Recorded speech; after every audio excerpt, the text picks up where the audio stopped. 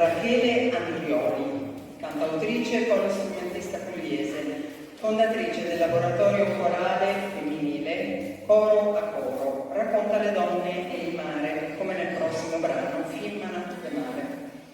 Per secoli si è tramandata l'assurda superstizione secondo cui le donne a bordo delle imbarcazioni avrebbero portato sfortuna. È invece ampiamente dimostrato che le donne in vari paesi europei abbiano esercitato il duro mestiere di pescatrici.